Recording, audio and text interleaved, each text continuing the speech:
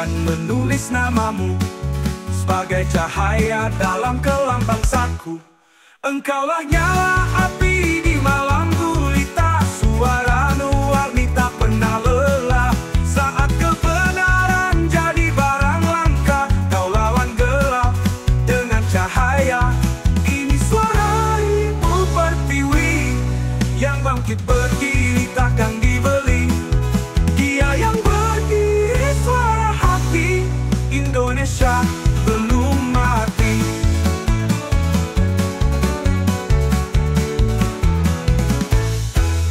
Beberapa hari belakangan, beredar isu jika ijazah mantan Presiden Joko Widodo, Jokowi, dicetak di Pasar Pramuka, bukan dikeluarkan oleh Universitas Gadjah Mada, UGM. Adalah Beathor Suryadi, politisi Partai Demokrasi Indonesia Perjuangan, PDIP, yang mengeluarkan tudingan tersebut. Dalam tayangan wawancara di kanal YouTube iNews TV, Beathor mengungkap nama-nama orang yang tahu soal ijazah Jokowi. Beathor Suryadi pun mengungkapkan argumennya kenapa dia yakin ijazah Jokowi dibuat di Pasar Pramuka. Dirinya pun meyakini jika Jokowi bukanlah alumni UGM.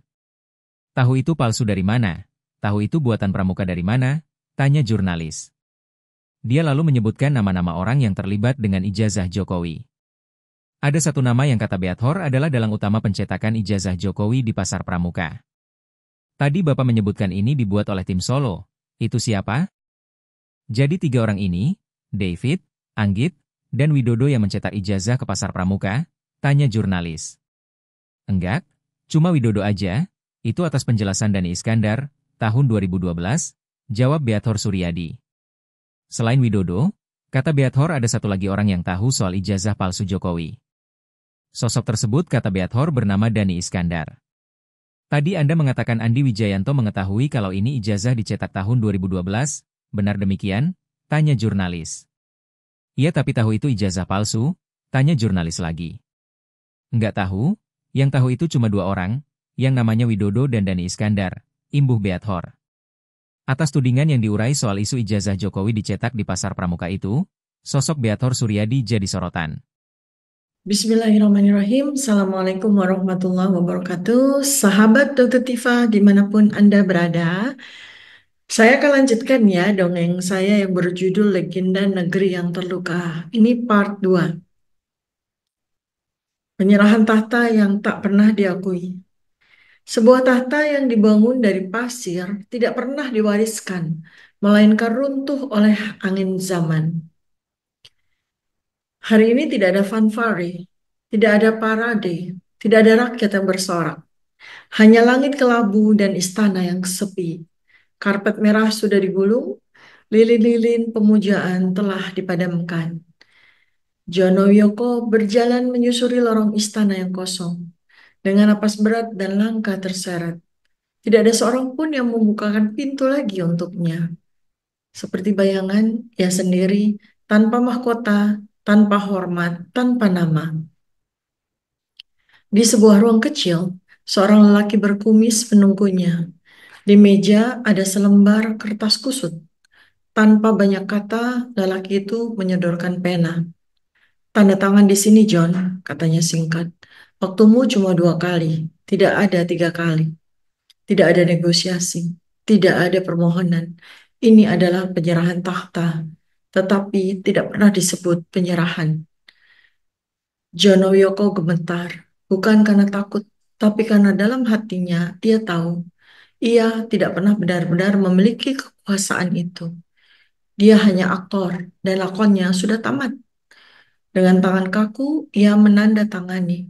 Dan di detik itu juga, ia menjadi hantu sejarah.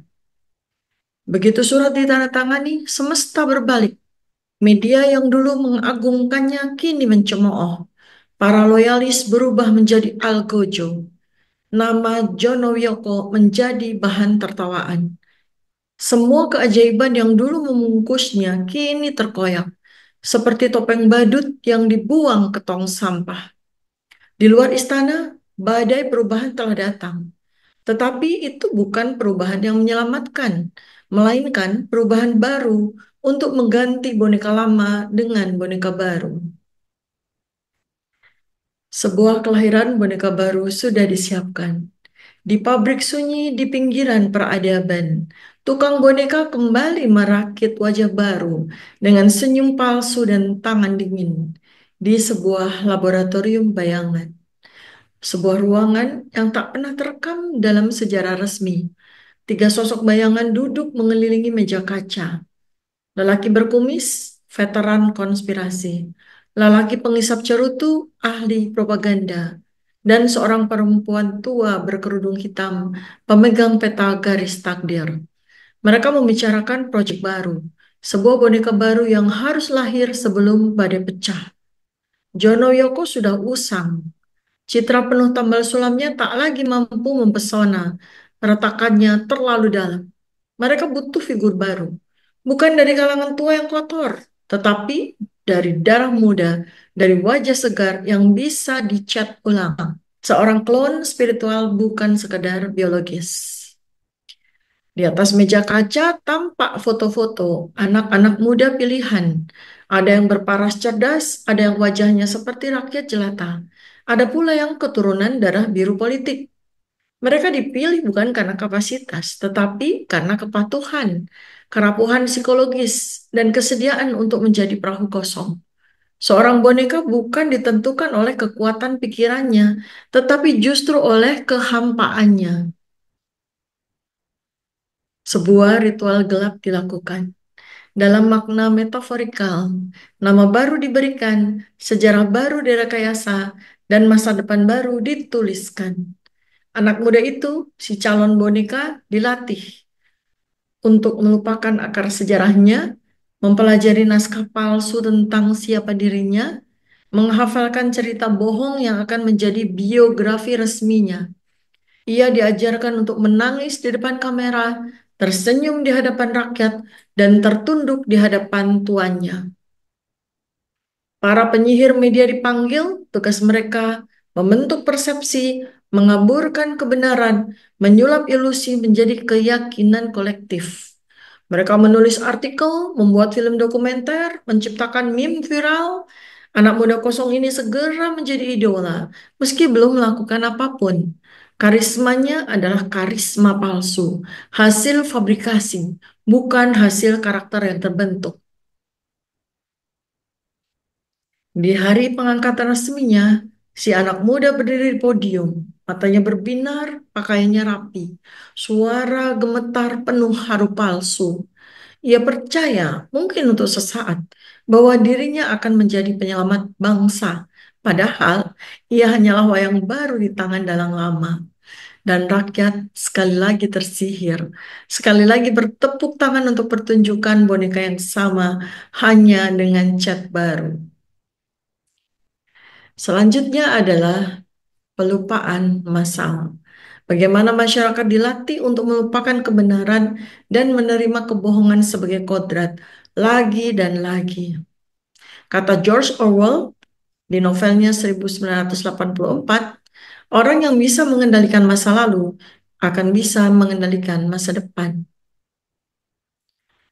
Di malam-malam tanpa bulan, truk-truk hitam bergerak tanpa suara. Di dalamnya, dokumen lama, catatan kelam, bukti-bukti masa lalu. Semuanya dibawa ke tungku pembakaran. Mereka tahu untuk membangun narasi baru, masa lalu harus dikuburkan tanpa bekas.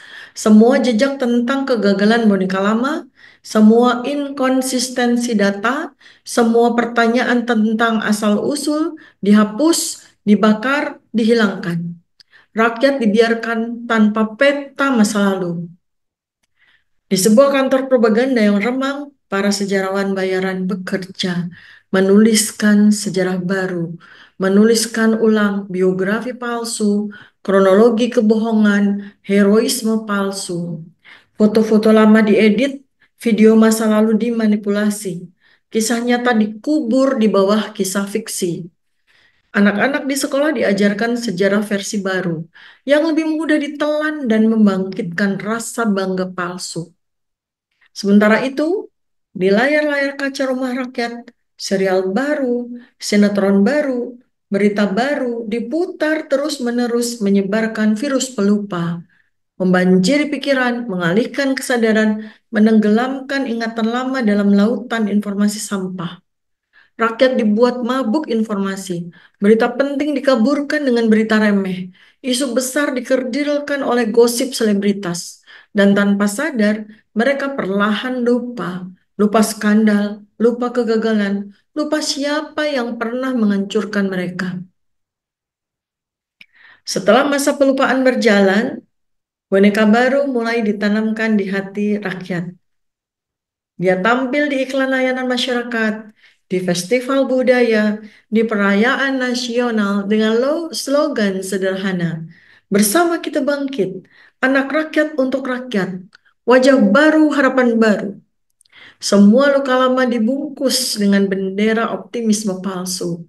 Dan boneka baru itu, dengan senyum yang dilatih di laboratorium propaganda, diangkat di atas kepala rakyat seperti jimat suci zaman modern. Akhirnya, pada suatu malam yang direncanakan, disiarkanlah acara besar-besaran. Festival Harapan Baru. Satu negeri diajak bersorak. Semua saluran TV, radio, internet dipenuhi satu pesan tunggal. Kita telah bangkit. Kita punya pemimpin sejati. Api kembang api, musik patriotik, pidato haru, semuanya dirancang bukan untuk membangkitkan kesadaran, tetapi untuk menghipnosis massal. Dan di antara kembang api dan sorak-sorai, rakyat sepenuhnya melupakan siapa dalang di balik panggung dan siapa boneka yang kini mereka sembah. Sementara rakyat bersorak untuk Jono Yoko, sebuah lingkaran dalam bergerak dalam bayangan. Mereka tidak muncul di televisi. Nama mereka jarang disebut. Wajah mereka kabur dalam sejarah. Namun, tangan-tangan mereka mengendalikan. Kuasai narasi, maka kau menguasai realitas. Itulah seni perang para dalang. Mereka mengendalikan keuangan negara, media massa, institusi pendidikan, universitas-universitas, aparat hukum, skenario politik. Merekalah para dalang. Para dalang menduduki piramida 3 tingkat. Puncak piramida adalah para arsitek. Segelintir individu ultra kaya, hubungan internasional kuat, dan memiliki blueprint besar untuk kawasan Lokananta ini. Mereka menganggap negeri Lokananta ini hanyalah papan catur untuk permainan yang lebih besar. Misi utama mereka menjaga negeri ini tetap lemah, mengalirkan sumber daya tanpa hambatan, menggunakan boneka lokal untuk memuluskan agenda. Pada piramida lapis kedua, tingkat menengah adalah operator-operator domestik. Mereka adalah politisi senior, pengusaha kakap, oligark, panglima-panglima tersembunyi. Mereka lah yang mengatur teknis, menyusun undang-undang, mengendalikan partai, mengarahkan aparat. Operator-operator ini menghubungkan kehendak arsitek dengan realitas di lapangan. Piramida tingkat bawah adalah alat-alat eksekusi. Mereka itu para buzzer, para influencer, para jurnalis bayaran, aktivis-aktivis palsu, dan aparat manipulatif. Mereka membentuk opini publik. Mereka menciptakan kebenaran palsu. Mereka melumpuhkan setiap suara yang berbeda. Dalang sejati tidak pernah menyentuh panggung. Mereka biarkan bonekanya berdansa. Mereka membiarkan bonekanya menjadi tameng. Mereka membiarkan bonekanya menanggung dosa dan kebencian rakyat. Apa yang terjadi jika bonekanya sudah rusak? Mereka akan menggantinya. Negara bisa berganti presiden, tapi permainan mereka akan tetap berjalan. Jono Wiyoko, boneka terpilih. Awalnya hanya wayang patuh, namun kini setelah berkuasa terlalu lama, terasa ada perubahan. Dia mulai percaya bahwa kekuasaan itu miliknya sendiri. Dia mulai membangun dinasti, dia mulai menciptakan kloning-kloning kecil dari dirinya, dan ini mulai mengganggu dalang. Boneka yang terlalu sadar diri bisa menjadi ancaman. Jika engkau jeli, kau akan melihat petunjuk kecil dalam simbol-simbol publik. Lambang yang berubah, slogan yang disusupi kata-kata kunci, gestur tangan dalam kampanye, pola warna dalam festival nasional. Semua itu adalah sandi antar dalang, mengirimkan pesan tanpa harus berbicara.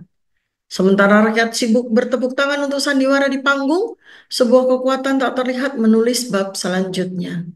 Dan kini sebuah pertanyaan besar menggantung di udara. Apakah Jono Wiyoko akan tetap mereka jadikan sebagai wayang, atau akan berani menantang dalangnya sendiri? Apa yang terjadi saat boneka terlihat mulai memberontak dan dalang harus membersihkan panggung? Inilah ritual pembersihan. Bagian yang paling gelap dan brutal dalam sejarah yang sedang dituliskan. Karena dalam masa ini akan masuk kepada operasi-operasi rahasia penghilangan, sabotase, hingga riset sistem. Semuanya terbungkus dengan narasi puitik, dengan narasi legenda, dengan narasi heroik, dengan narasi historik. Ketika satu wayang jatuh ke tanah, dalang sudah mempersiapkan 3 wayang lain di balik layar. Inilah kitab bayangan dalang. Di balik tirai kekuasaan, sebuah laboratorium sosial telah lama bekerja diam-diam. Tugas mereka menciptakan wajah baru, mendesain biografi baru, membangun narasi heroik dari ketiadaan. Para operator akan menganalisis apa yang disukai rakyat, siapa yang dianggap merakyat, figur seperti apa yang bisa dipoles menjadi simbol harapan baru. Mereka membentuk beberapa kandidat, seperti tukang pahat membentuk patung dari tanah liat. Seorang tokoh muda dengan logat kampung, atau seorang sosok pekerja keras yang mudah dikendalikan, atau seorang pemimpin palsu lahir dari bayangan mesin politik. Semuanya boneka, tapi dengan kulit yang lebih mulus dari pendahulunya. Tidak cukup dengan figur baru. Seluruh sense of nation rakyat harus dibentuk ulang untuk melakukan rebranding bangsa. Bahasa digeser dari bahasa kemerdekaan ke bahasa industrial. Sejarah ditulis ulang agar rakyat lupa perjuangan lama. Nilai-nilai diubah dari kedaulatan menjadi keterikatan ekonomi. Mereka menyiapkan paket narasi, era baru, kebangkitan baru, visi besar, transformasi besar. Semua dikemas dengan iklan, sinetron, musik, bahkan meme-meme di sosial media. Sehingga saat wayang baru muncul, rakyat sudah siap bertepuk tangan. Panggung sudah disapu bersih, sekarang tinggal menyalakan lampu. Wayang baru itu tidak sekedar dilantik secara hukum, ia dilantik melalui ritual metafisika kuasa. Ia bersumpah bukan hanya di depan rakyat, tetapi di altar gelap, di mana para dalang membisikkan instruksi di telinganya. Ia diberikan tanda, cincin, tongkat, atau amulet tertentu yang tak kasat mata bagi rakyat, tapi bermakna dalam dunia bawah tanah kekuasaan. Ia diberi pedang tak terlihat, hak untuk menghapus jejak siapa saja mengancam skenario. Boneka baru ini akan tampak lebih segar, lebih asli, tapi dalam darahnya sudah mengalir sumpah pengabdian kepada kekuatan tak terlihat. Sementara itu, Jono Wiyoko, boneka lama, dibiarkan membusuk dalam kesunyian. Kadang muncul di berita kecil, kadang disebut dalam humor kelam. Namun perlahan-lahan dilupakan oleh rakyat yang pernah mengeluh-elukannya. Ia menjadi hantu sejarah. Bayangan dari kegilaan kolektif sebuah bangsa yang mudah lupa. Kita akan lanjutkan dongeng saya ini pada video berikutnya. Nantikan ya teman-teman. Assalamualaikum warahmatullahi wabarakatuh. Salam kebenaran.